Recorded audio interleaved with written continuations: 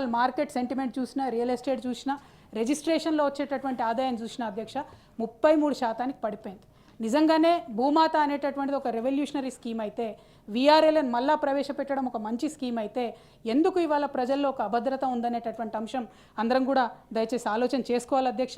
అట్లానే ఆనాడు ఏం చెప్పినారు, మీరు ఎల్ఆర్ఎస్ కట్టకండి, బీఆర్ఎస్ పోతుంది, మేము వచ్చినాక ఎల్ఆర్ఎస్ మాఫీ చేస్తామన్నారు.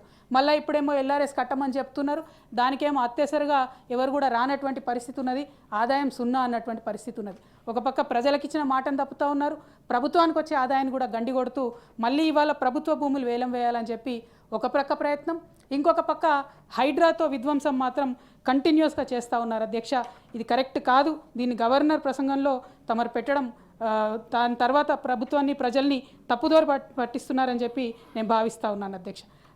చివరిగా ఇక 60వ పాయింట్లో అధ్యక్ష, జనరల్గా మన శాసన మండలి పేరు ఎవరు ఎత్తారు అధ్యక్ష, శాసనసభ పేరు ఎత్తుతారు.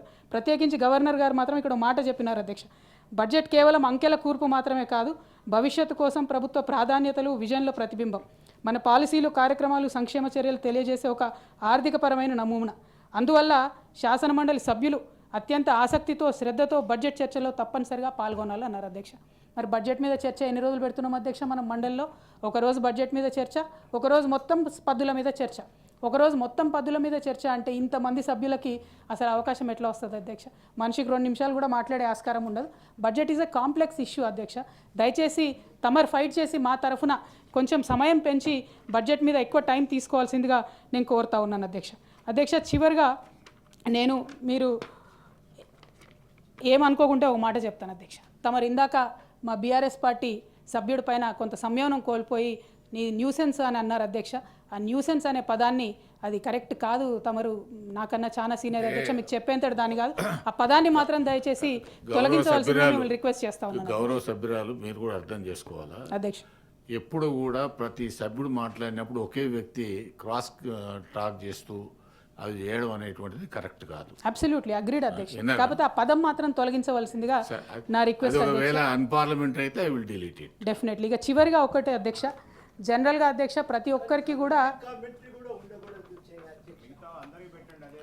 అధ్యక్ష ఫ్రీడమ్ ఆఫ్ స్పీచ్ ఉంటుంది కదా మీరు అదే మాట్లాడుతున్నారు, మర్యాద ఉండదు, పద్ధతి కాదు అది. నేను వారు మాట్లాడినారు అన్న, తమరు ఆలోచించండి అధ్యక్ష, ఆలోచించి అన్పార్లమెంటరీ అయితే దయచేసి డిలీట్ చేయండి అధ్యక్ష. అట్లానే చివరిగా ఒక విషయం చెప్పి ముగిస్తాను అధ్యక్ష. జనరల్గా జీవితంలో ప్రతి ఒక్కరు మాట్లాడినా అన్పార్లమెంటరీ వర్డ్స్ ఉంటే I will delete it. Absolutely sir, absolutely. గొప్ప గొప్ప కథల్లో మన పాత్ర ఉండదు అధ్యక్ష అందరికీ కూడా, కానీ ఎవరికి వారు మన కథ గొప్పగా ఉండేలా చూసుకోవాలి అధ్యక్ష. ఈ ప్రభుత్వాన్ని లీడ్ చేస్తున్నటువంటి గౌరవ ముఖ్యమంత్రి గారికి అతి గొప్ప ఉద్యమం అయినటువంటి, ప్రజాస్వామిక ఉద్యమం అయినటువంటి తెలంగాణ ఉద్యమంలో వారి పాత్ర లేదు అధ్యక్ష. కాబట్టే వారు తీసుకునే అనేకమైన నిర్ణయాలు తెలంగాణ ప్రజల పక్షాన ఉంటలేవు, వారి మనోభావాల్ని హర్ట్ చేసే విధంగా ఉన్నాయని చెప్పి నేను భావిస్తూ ఉన్నాను అధ్యక్ష. అందులోనే తెలంగాణ తల్లి కావచ్చు, ఇంకోటి కావచ్చు అనేకమైన అంశాలు వారు తెలంగాణ ప్రజల మనోభావాలు దెబ్బతినే విధంగా వ్యవహరిస్తున్నారని చెప్పి నేను భావిస్తూ ఉన్నాను అధ్యక్ష. ఇక చివరిగా అధ్యక్ష, తెలంగాణ అంటేనే గంగా జమున తహజీబ్ అని చెప్తాం అధ్యక్ష. ఇప్పుడు రంజాన్ మాసం కూడా నడుస్తూ ఉంది అధ్యక్ష. మరి ఇట్లా నడుస్తున్నటువంటి సందర్భంలో కూడా మొన్న వచ్చిన ఎమ్మెల్సీలో కూడా ఒక మైనారిటీకి ప్రాధాన్యత ఇవ్వలేదు. ఇప్పుడున్న మంత్రివర్గంలో కూడా ఒక మైనారిటీ లేరు, ఒక ఎస్టీ లంబాడా లేరు. ఉమ్మడి ఆంధ్రప్రదేశ్ చరిత్రలో కూడా ఏనాడు మంత్రివర్గంలో మైనారిటీ లేకుండా, ఎస్టీ లంబాడాస్ లేకుండా మంత్రివర్గం లేదు అధ్యక్ష. ఇది కేవలం ఈ ప్రభుత్వం చేస్తుంది. అంటే మనం ప్రభుత్వం తరఫున చేసే ప్రతి విషయాన్ని కూడా ప్రజలు సెంటిమెంటల్గా మా వాళ్ళు ఉన్నారా లేదా, మా వాళ్ళకు ప్రాతినిధ్యం ఉన్నారా లేదా అని మైక్రోస్కోప్ పెట్టుకొని చూస్తారు. కాబట్టి తెలంగాణ సమాజం అంటేనే గంగా జమున తహజీబ్. కాబట్టి ఈ మాట చెబుతూ నేను తమరి దగ్గర సెలవు తీసుకున్నాను అధ్యక్ష. Thank you. జై తెలంగాణ. అమీర్ అలీ ఖాన్ సార్.